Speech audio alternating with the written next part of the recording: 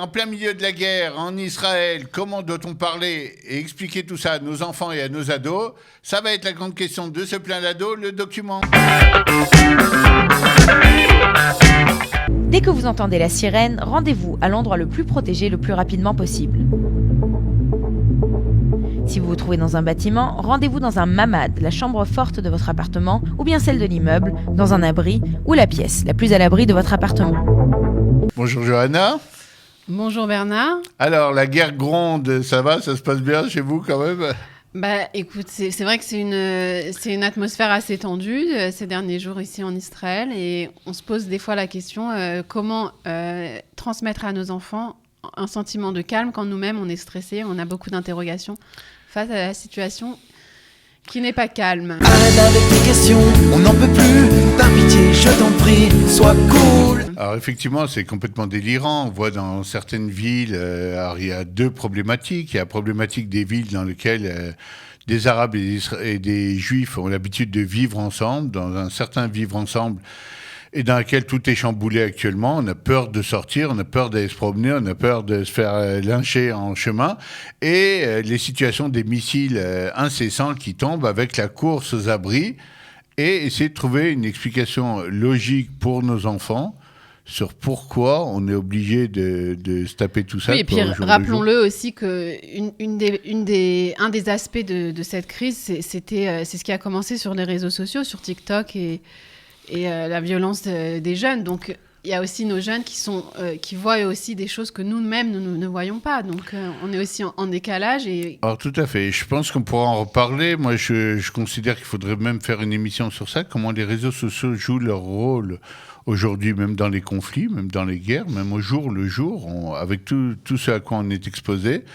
Mais il y a un truc qui est évident, c'est qu'aujourd'hui, nos enfants sont exposés à énormément de données, dont certaines font très très peur sur notre avenir demain, notre vie de tous les jours, notre quotidien qui est tout le temps chamboulé. On sortait à peine du corona, on se retrouve avec des drames comme celui de Méron à devoir gérer et ingurgiter. Et puis aujourd'hui, une guerre dans la rue et une guerre aussi dans le ciel.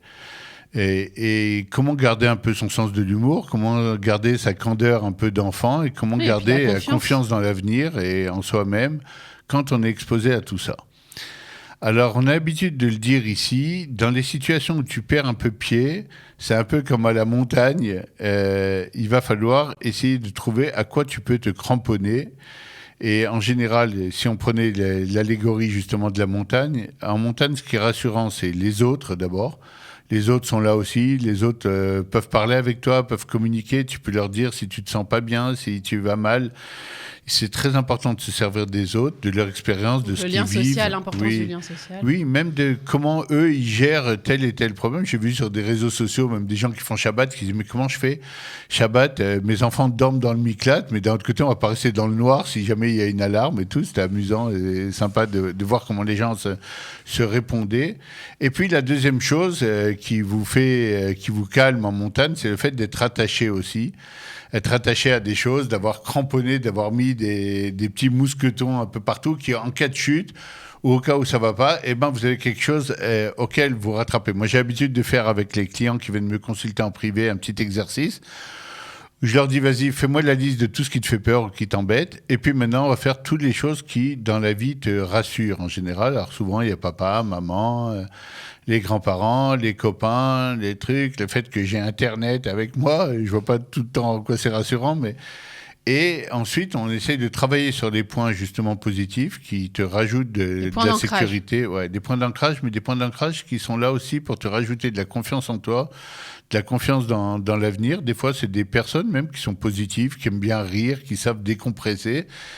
Et quand tu fais la liste, tu aperçois qu'il y a beaucoup de gens finalement, et beaucoup de recours, et beaucoup d'idées même qui te rassurent, et qu'il va falloir maintenant encenser un peu, mettre en avant, et essayer de, comme on dit en hybride, de les taper art, c'est-à-dire d'arranger, un peu comme on prépare son abri. Il y a aussi un abri mental qu'il faut préparer. Un abri intérieur. Un abri intérieur qui est très très important de préparer, de décorer, d'arranger. Et on va le faire avec nos enfants.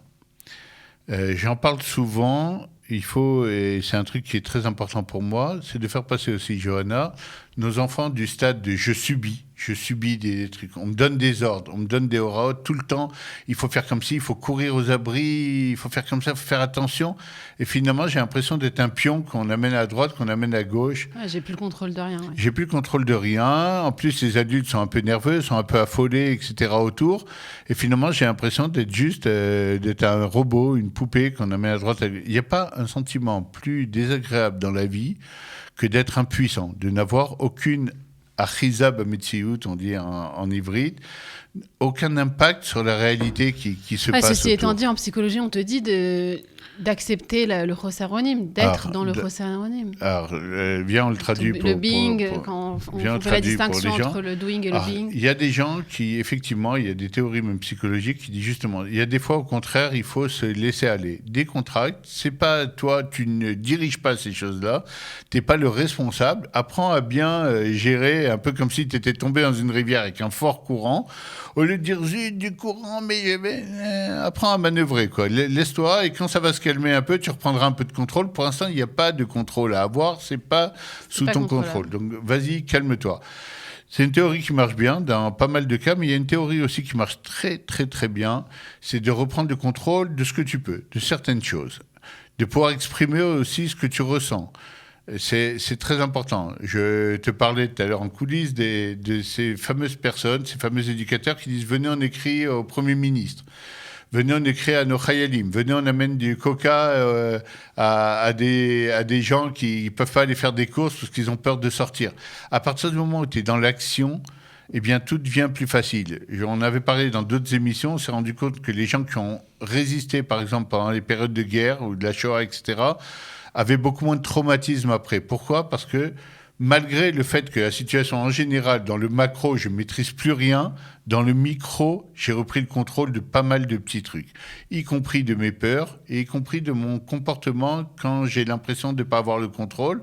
Et bien malgré tout, des fois ça va être une petite blague qui va te sauver la vie, parce que tu es capable de voir le point quand même qui est... D'ailleurs, si vous regardez les réseaux sociaux, Johanna, vous savez très bien qu'il y a des types qui sont des spécialistes de la bonne blague pendant le conflit. Ouais. Ils vont t'en sortir une bonne qui va te détendre. Tu dis, ah oui, ça c'est vrai, ça ils ont raison. Oh là là, comment on rampe. Ils vont vous montrer un type qui rampe vers son... Peu importe la façon dont ils vont le tourner, il faut arriver à trouver des points d'ancrage, y compris dans l'humour, pour dire finalement c'est embêtant, c'est grave, mais ça va, c'est pas non plus dramatique. On a déjà vu des choses aussi grandes que ça, voire pire, et on s'en est sorti. C'est important de se rattraper à des idées, de nous permettre à nos enfants de s'agripper eux aussi à ces petites histoires, ces petites idées. Donc,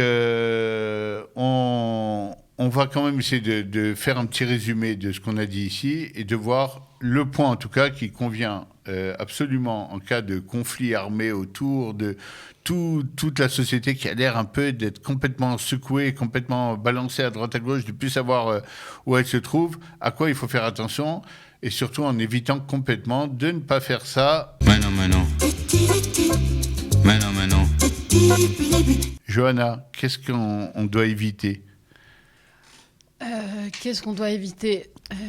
Tu m'avais raconté tout à l'heure que toi, tu disais il faut quand même que les adultes arrivent à pas montrer aux enfants combien ils ont peur, combien ils sont déstabilisés eux-mêmes. J'ai envie de dire éviter de rentrer dans le stress d'être stressé. C'est-à-dire que, ok, c'est normal qu'on soit stressé, c'est pas une situation normale, donc c'est normal qu'on soit stressé, mais ne pas tomber dans l'amalgame entre la peur et le stress qui handicap et le stress qui nous aide. Finalement, c'est bien qu'on soit stressé parce que ça nous permet de faire attention.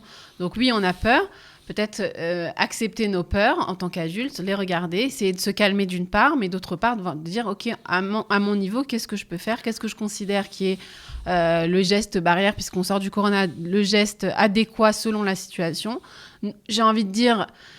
on ne peut pas s'en remettre tout le temps qu'à l'extérieur. Le gouvernement, c'est ce qu'il fait, etc. Je pense que chacun, à son niveau, peut s'interroger sur ce qui lui semble safe et ce qui lui semble moins et agir en fonction, d'une part en étant calme et d'autre part en agissant selon ses intuitions à lui aussi. Tout à fait. Moi, j'aime beaucoup cette idée de la bonne peur aussi. Il y a une peur qui va vous sauver la vie. Il y a une prudence et il y a une façon de réagir plus vite parce que justement, on a peur. Moi, je crains beaucoup plus les gens, des fois décontractés, qui disent non, ça va, on va marcher jusqu'aux abris.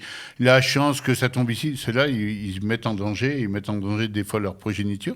Non, il faut être bien alerte. Ne pas paniquer obligatoirement, mais être bien concentré, bien conscient des risques, histoire d'aller vite. Et donc, vraiment, ne pas prendre les choses à la légère, ou faire passer à notre enfant que, pour essayer de les rassurer, c'est pas bien grave, t'inquiète pas, ils sont nuls, ils arrivent jamais. Non, c'est pas le bon angle. Non, il y a une situation dangereuse, mais on est des grands, on est adultes. Même toi qui as un enfant, etc., tu es responsable. Tu es responsable de te ramener, toi, à l'abri. Tu es responsable de faire en sorte que l'abri soit préparé, soit décoré, soit agréable, etc. Et en prenant des responsabilités, tu amoindris justement la marge de peur ou de spéculation. Et donc, c'est important pour nous d'éviter, d'un côté, la panique, mais de rester bien éveillé, bien en éveil, bien prêt aux événements qui se préparent. La chose, par contre, qu'il faut faire absolument... Moi, j'ai bien aimé ton idée de créer un abri intérieur, donc essayer de se lister ses points d'ancrage et peut-être aussi que l'enfant ou l'ado qui nous voit exercer presque comme un sport, j'ai envie de dire, notre résilience en cherchant des points d'ancrage, en cherchant à avoir plus de courage par toutes sortes de techniques. Je pense que c'est assez personnel. Pour une personne, ça va être de la relaxation. Pour une autre, ce sera du sport. Chacun avec ses points d'ancrage qui lui sont spécifiques. Je pense que c'est aussi...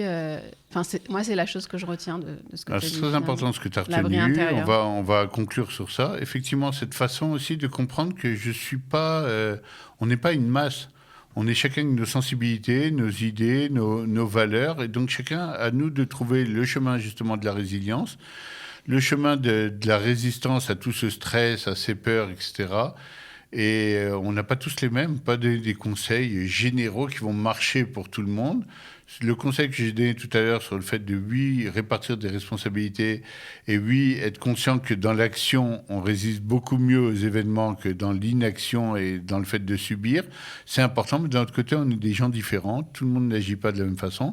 Donc, se connaître bien, faire un peu la vérification de l'abri intérieur comme on a fait celui de l'abri extérieur, trouver nos points forts, trouver les points qui nous rassurent et nous appuyer, nous et nos enfants, sur tout ça et les amener doucement vers des périodes qui seront plus sympas et plus favorables et que nous souhaitons à tout le monde. Merci Johanna Merci Bernard d'avoir été avec moi aujourd'hui. Merci à vous de nous suivre chaque semaine. À la semaine prochaine. Au revoir.